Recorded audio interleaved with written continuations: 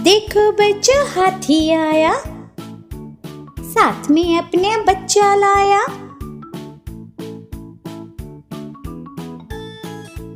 छोटी छोटी आंखों वाला, बड़े बड़े कानों वाला,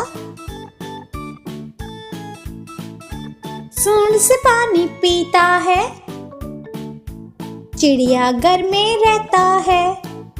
हाथी कितना मोटा, चिड़ियाघर है छोटा।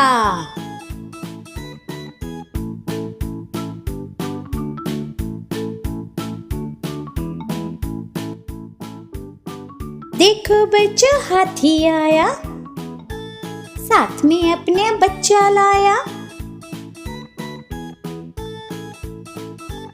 छोटी छोटी आंखों वाला, बड़े बड़े कानों वाला,